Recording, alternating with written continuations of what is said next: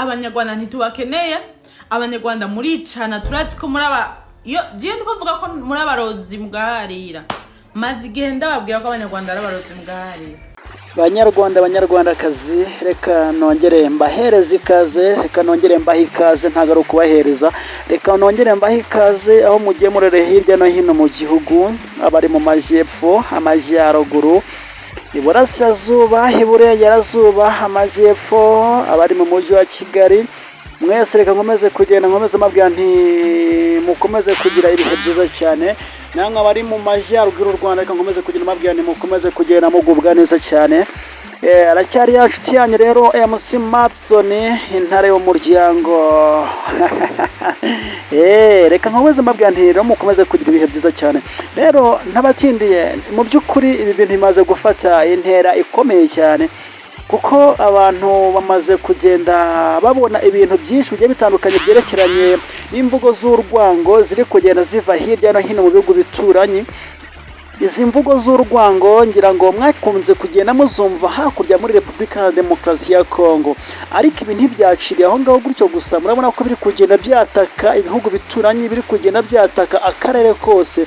Mu by'ukuri ibi bintu tutabirwanije twivuye inyuma, twakisanga twamaze kwinjira muri jenoside yindi yakurikira yabayeho mu mwaka w'1994. ariyo mpamvu mpamagarira abanyarwanda, inshuti z'u Rwanda, abakunda ubuzima bwiza n'abakunda ikiremwa muntu, n'abaharanira amahoro ya Afurika, cyangwa se n'abaharanira kuba Afurika yaba Afurika nziza yunze ubumwe, itagira amacakubiri, itagira irondaruhu, itagira irondakoko, itagira irondakarere, ko nabahamagarira kugenda mwifashisha izi mbuga nkoranyambaga. Nyaboneka turwanye iri vangura cyangwa se izi mvugo z'urwango zigenda zishyirwa ku mbuga nkoranyambaga. Murumva uyu mukobwa ni umukobwa w'umurundikazi uri kugenda ukwirakwiza aya magambo asebya u Rwanda, asebya abanyarwanda, abitirira ibindi ntazi. Umwumvishe ukuntu yatangiye avuga ko mu by'ukuri mwabyumvishe, si ngombwa ko nanabisubiramo, biteye isoni n'ikimwaro.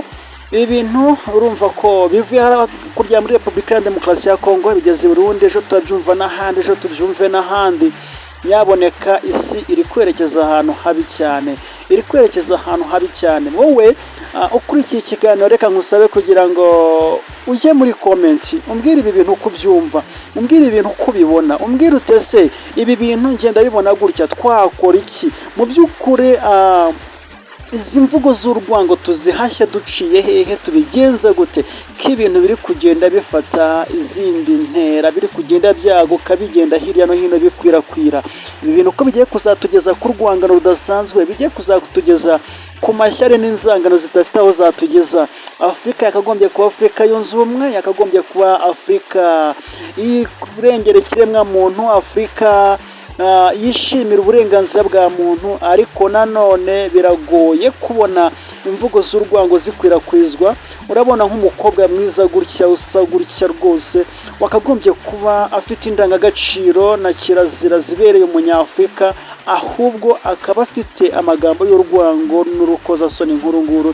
Mu by'ukuri ntago bikwiye. Abanyarwanda rero, inshuti z'u Rwanda, yamwe abarundi, mwe Barundi mugifite umutima mwiza, abakongomani mugifite umutima mwiza, abanyarwanda mufite umutima mwiza, abagande mugifite umutima mwiza, reka mbasabe kugira ngo dukomeze kugenda turushaho kugenda turwanya izi mvugo z'urwango ziri gukwirakwizwa n'abantu.